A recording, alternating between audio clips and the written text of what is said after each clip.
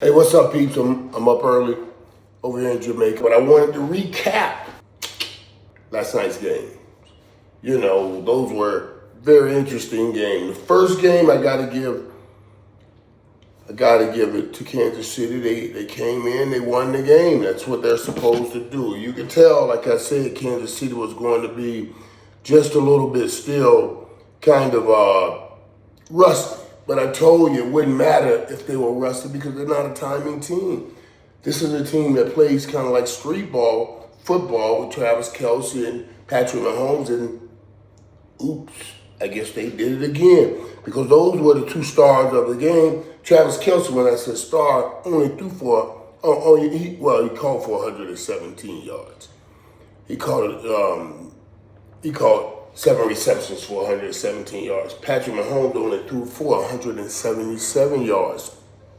Kareem Hunt rushed for 44 yards, but they made enough plays to win the game. Say what you will.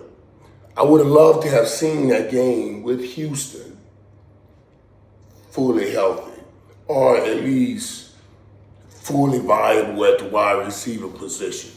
Because, I wanted to see if C.J. Stroud and D'Amico Ryan and that team could have done something. It was interesting to hear his post-game because he said in post-game, we knew everybody in the world was against us. And I must admit, there was some shitty calls, man. I don't know, those roughing the passer calls that went against the Texans, the NFL has to look into that. Those two calls they put on Patrick Mahomes was just, I won't even say borderline suspicious. It was downright, it was ugly.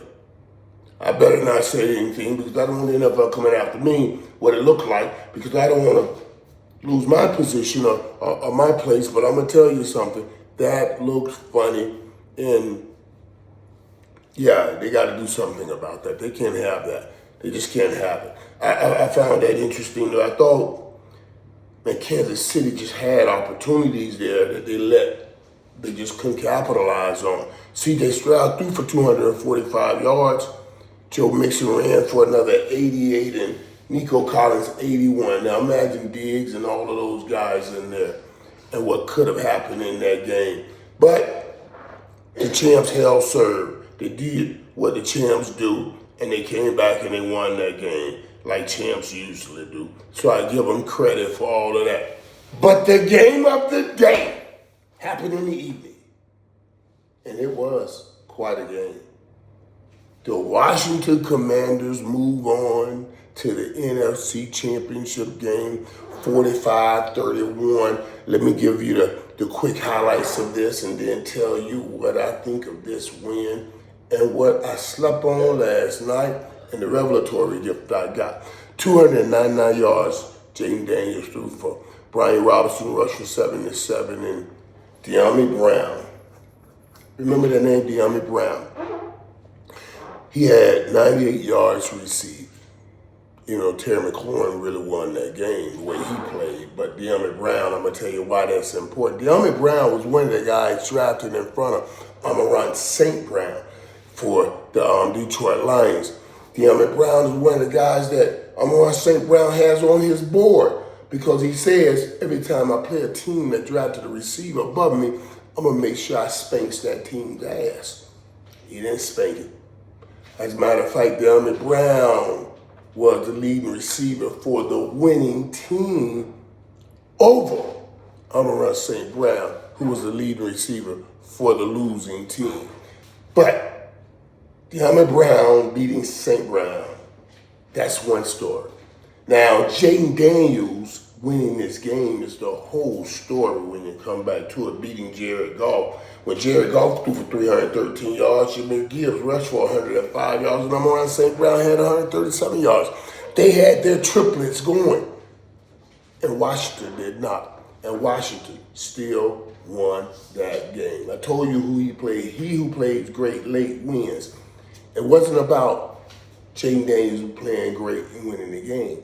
It was about Jaden Daniels playing great to stay the stars to keep Detroit at bay.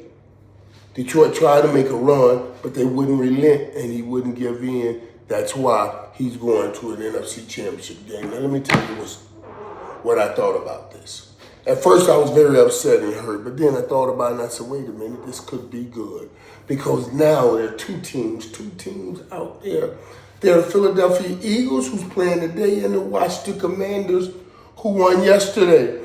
Two possible NFC East teams playing in the NFC Championship game. What does that mean to you, Michael? Spit it out and shut up talking so much. Spit it out. Okay, let me spit this out. This pressure, Jerry. This puts pressure on Jerry. And the more pressure put on Jerry, the more pressure put on the Dallas Cowboys, the more possibility I have of getting Deion Sanders in there. Let me tell you why. Because two NFC East teams fighting for a Super Bowl championship, are fighting for the right to go to the Super Bowl and play Patrick Mahomes or whoever wins that game, that AFC Championship game.